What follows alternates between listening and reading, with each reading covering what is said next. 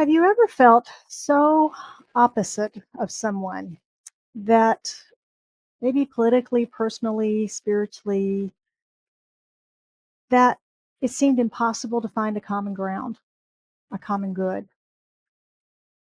I'm going to invite you to take a breath around that this morning as that memory comes forward. And consider this: opposites are not enemies, they are simply expressions of the same energy. Opposites are not enemies, they are simply expressions of the same energy. Hot and cold, light and dark. Everything has its opposites. Opposites on the poles of spectrum of poles. But in reality, these opposites are the same in nature.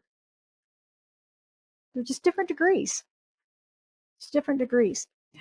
Today, we're going to look at our sixth of 7 Hermetic principles. And this is the principle of polarity.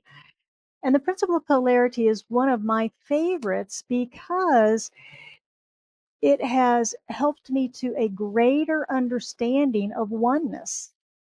Greater understanding of oneness. Could it be that Spirit uses opposites as a pathway to wholeness and unity and peace? Esther Hicks Abraham talks a lot about contrast. Contrasts are opposites, right? Contrasts are opposites, so the same principle. If we look at disagreements, we've all had them. They're not pleasant. Most of us don't enjoy them. Some do, most don't. But they're usually more about the method of achieving something than the thing itself. Usually we can come to agreement on a goal, on an outcome, on a value even. But a lot of times we cannot come to agreement on how we're going to achieve that. We have a lot of individualized ways that we believe are the right ways to achieve that. An example from the business world: 2 employees are given a task. You two go do this thing. They're given a goal, they're given a task, an assignment, if you will. And they agree that they can deliver that product. But they can't agree on how they're going to do that. So they spend their time arguing about how to achieve it rather than achieving it. Rather than achieving it. In my experience, I have a tendency to do some calculations, kind of what we call back of the napkin, back of the envelope. And I usually get really close to the answer. My accounting folks want to do a 17-page spreadsheet with pivot tables. And for a long time, we discussed how to do those things and how to come to the right answer, the appropriate answer for the analysis that we were doing. And so over the years, we've come to resolution that I do my back of the napkin early on to see if it's even doable. And then she does her 17-page spreadsheet with pivot tables to show us a pretty chart at the end. So we all get what we need to move forward. But there are ways of using this polarity of the scale of getting to the one answer. There are ways to use this idea of polarity. When we think about relationships, a couple or some friends maybe decide to go on a trip. They want to travel together and they decide where it is they want to go. We're going to go here. Great. When do we want to go? Well, they come to a place where they know when they want to go. They get things ready. Then they spend an awful lot of time discussing what to pack, how many suitcases to take, how many not to take. What time do we go to the airport? How are we going to get to the airport? Which TSA line do we get into? That one looks shorter. No, this one looks shorter. Do we have lunch before we go or do we not have lunch before we go? So we spend a lot of time in the stuff when we're really trying to achieve this one goal at the end of going on vacation and having a lovely trip. And these are just a few common examples of how we end up in destructive or can end up in destructive us, them, you, me relationships. A big one today is politics. Most Americans want safety, prosperity, and freedom. Can we agree on those things? Do we want safety, prosperity, freedom? Do we all agree on those? Those are values, right?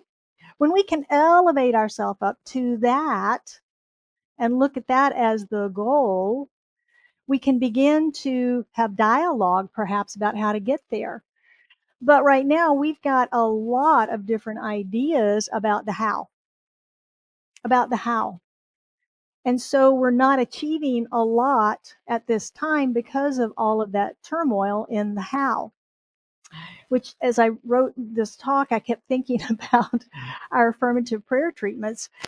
And we state what, but we don't state how.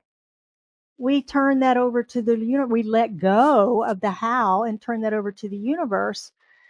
And this is similar to this idea of polarity, that the what, if we all stay focused on the what and allow universal laws to work, the what will come forward. The what will come forward. The point is that we all want the same thing. We're all in the same spectrum with safety, prosperity, and freedom. We just have a lot of different ways to get there. So maybe instead of an us, them, we start to see that we are really just different points on this spectrum of value. I brought my handy dandy yardstick today. Now, some of you might say, no, no, no, no, no, that's 3 feet. That's a 3 foot stick. And some may go, no, no, it's 36 inches. That's a 36-inch stick.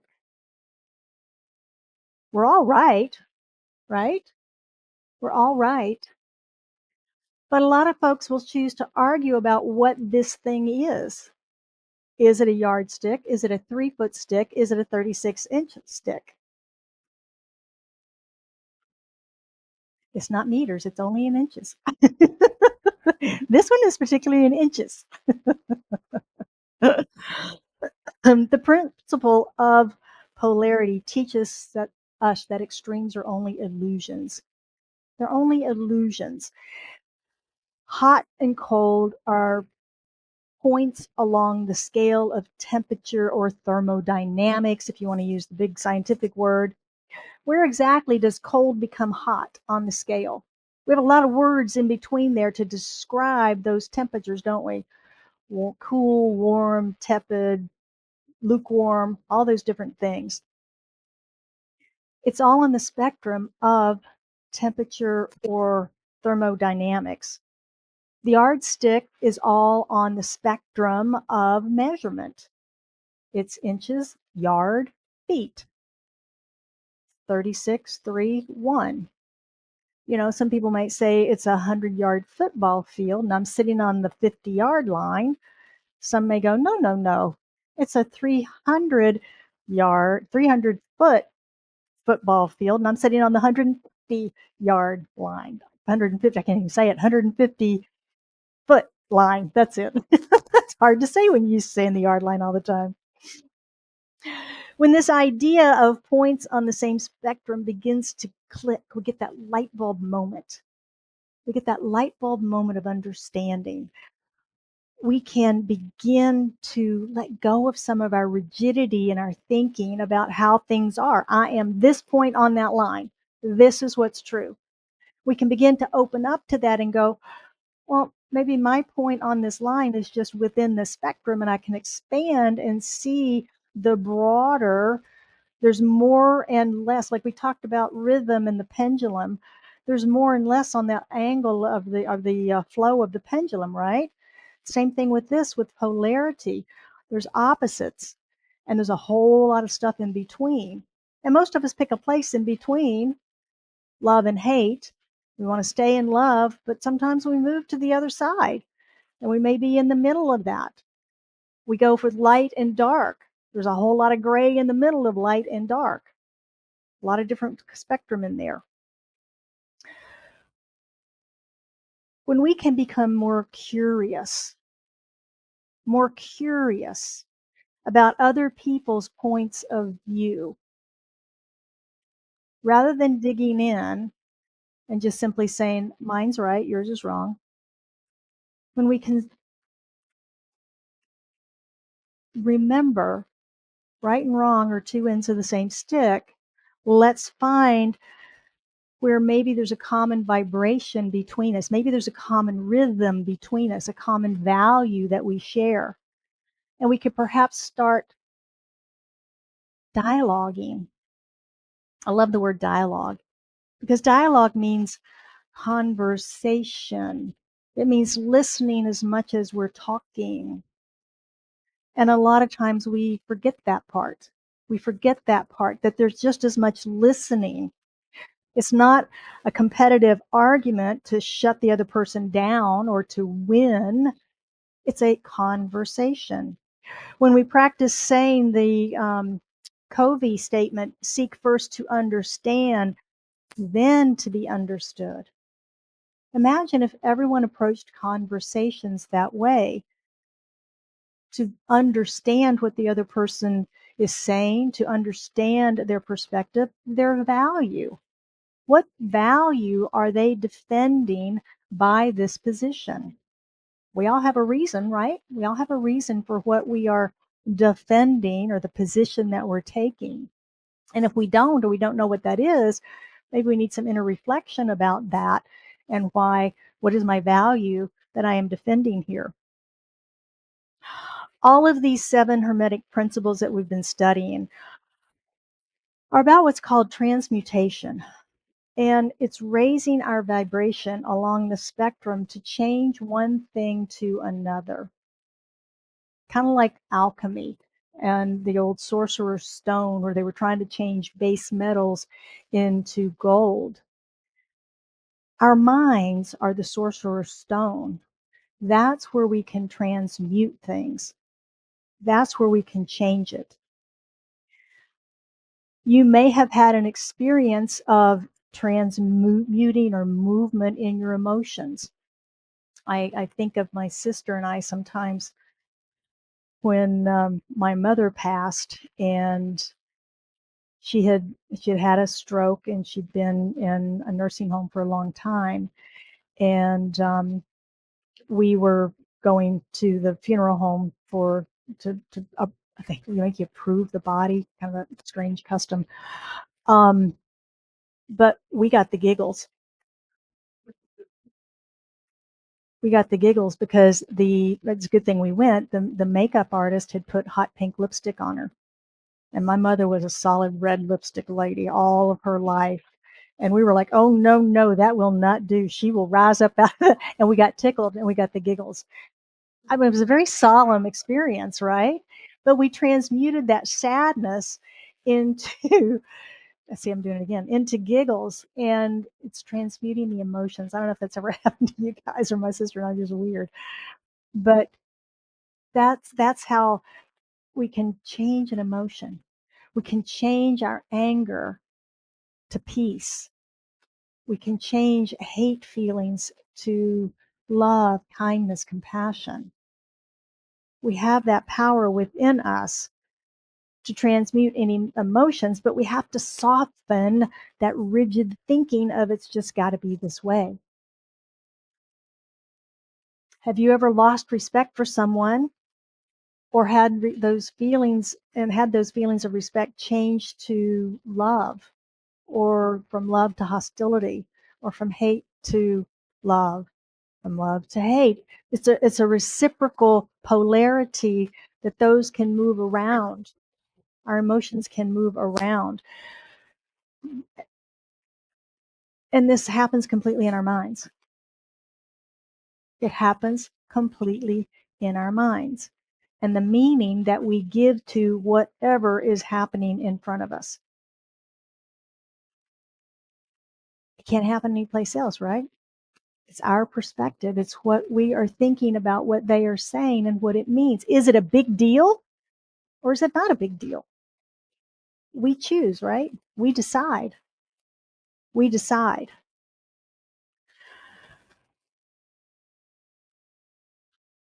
Many times someone has done something that causes us to shift our emotions or our feelings towards them. But again, is it a big deal or a little deal? Is it a big deal or a little deal?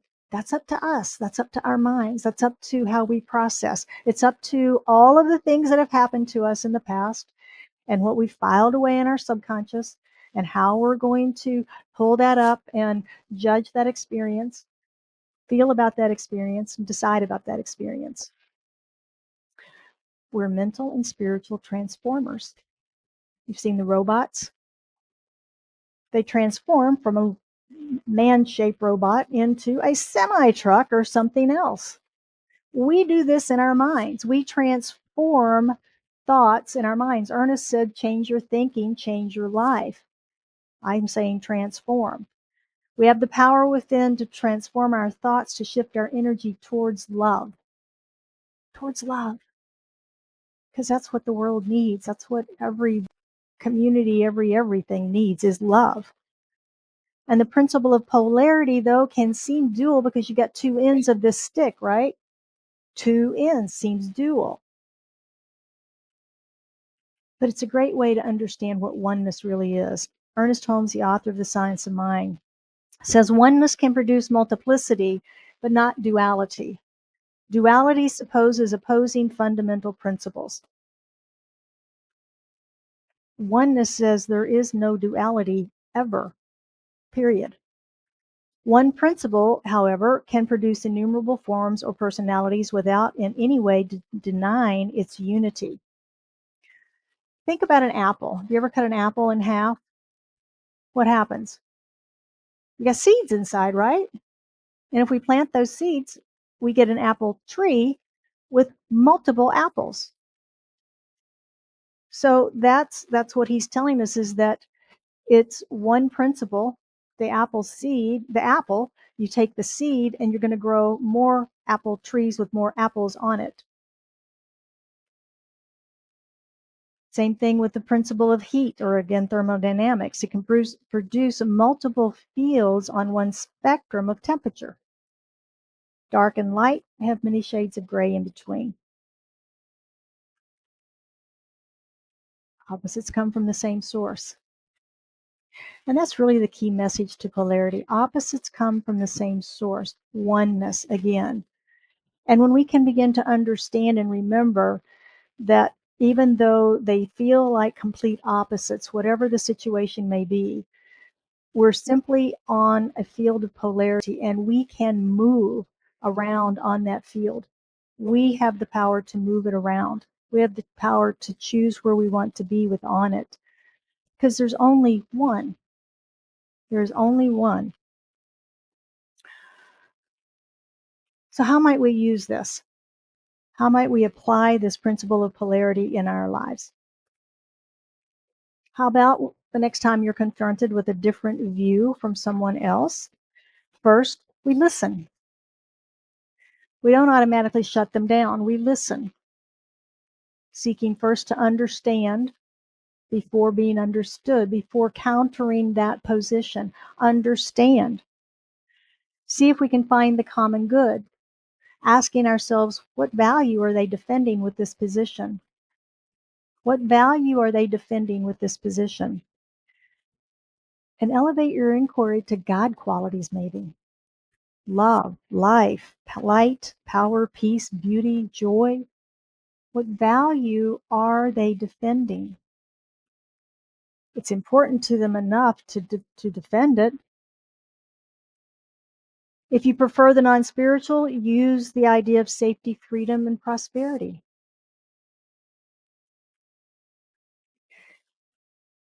We can change any thought that demonizes another, because that's what we do a lot of times. We demonize the other person because they've got an opinion that is different from ours, rather than simply being one human family and asking, what's the value? Maybe ask them, what value does this position represent for you?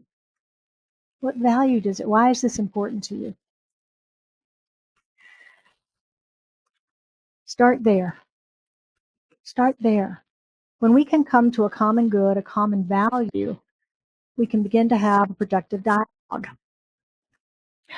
Another way to use the principle is to step back from thinking that we have to win every conversation.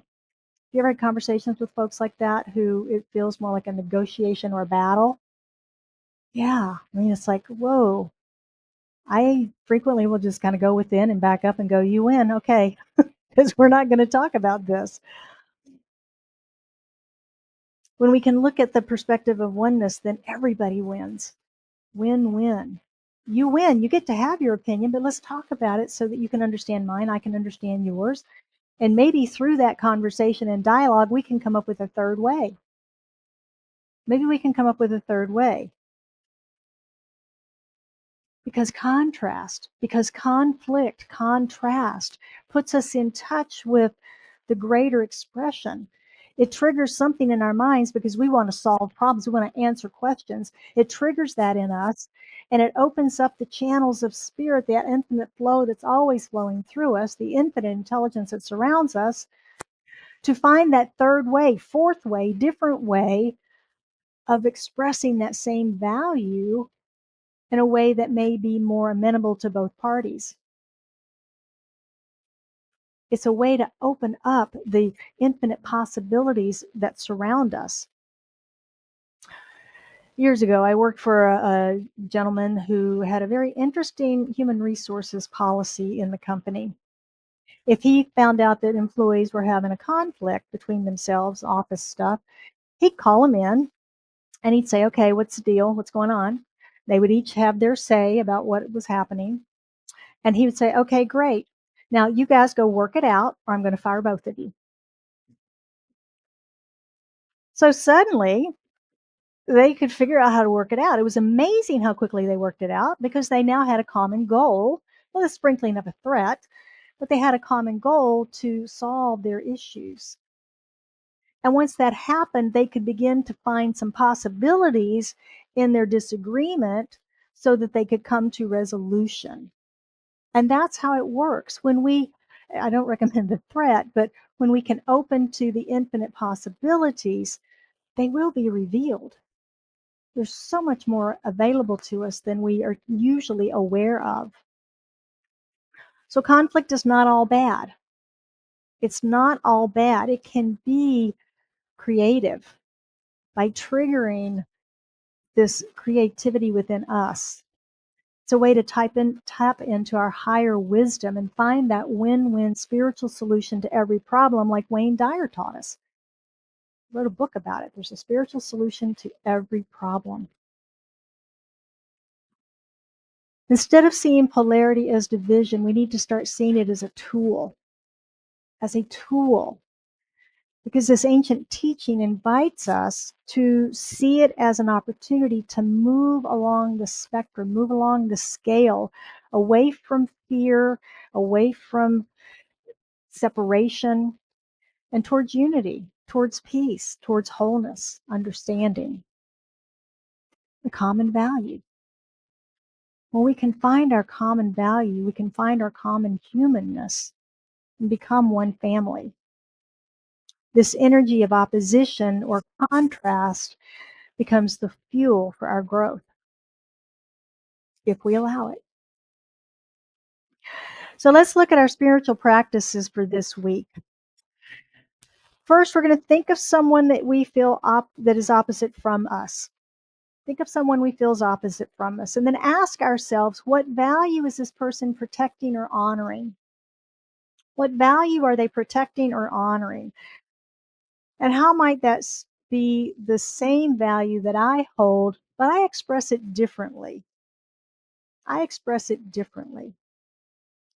Draw a line on your page, left to right, and on the left side line, write judgment, separation, and on the right, write curiosity and unity. And then figure out where you are on there. Figure out where you are on that and what it would take to move the other person perhaps, in consciousness towards unity, towards wholeness. We can open up to that third way.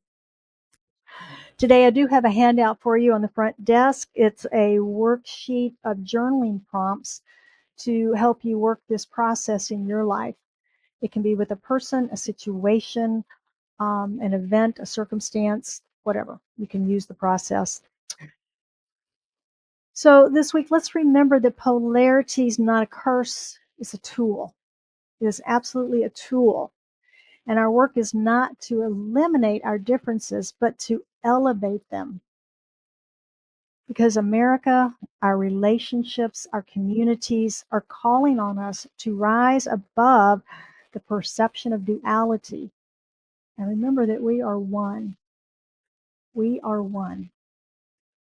All right, and so it is.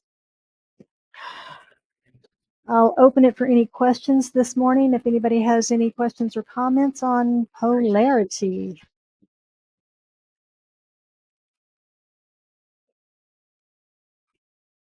All right. Well, let's take this to prayer. If you would join me.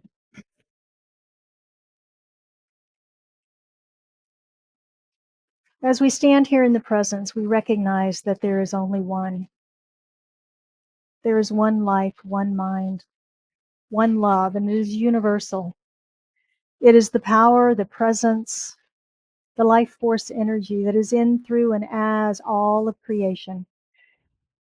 It is in, through, and as everything. There is no separation. There is not a dual principle of two. There is only one. God is a wholeness.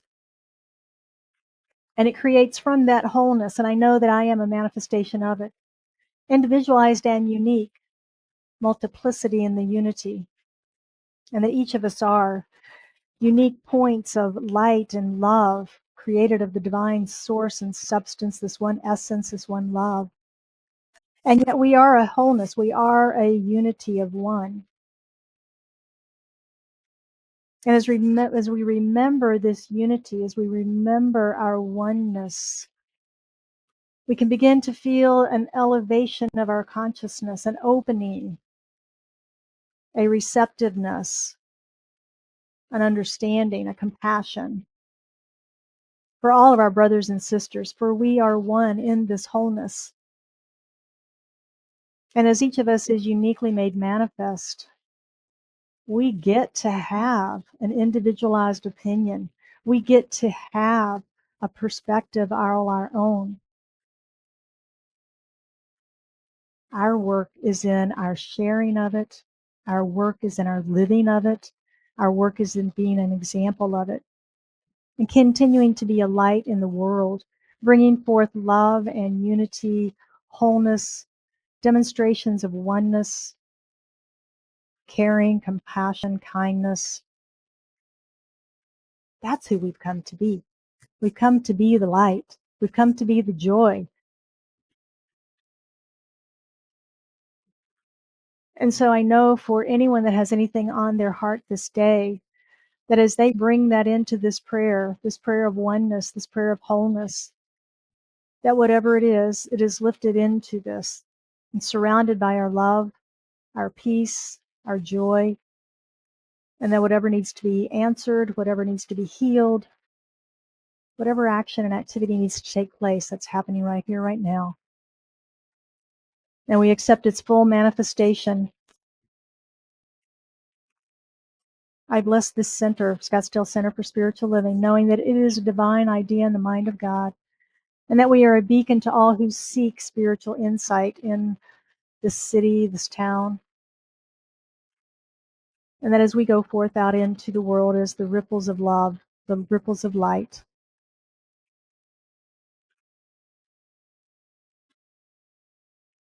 that expands and grows. So it is with a heart filled with gratitude, joy, and thanksgiving that I release this prayer into the action and activity of the law, knowing that it is whole, perfect, complete, and done. And we affirm that truth together by saying, and so it is.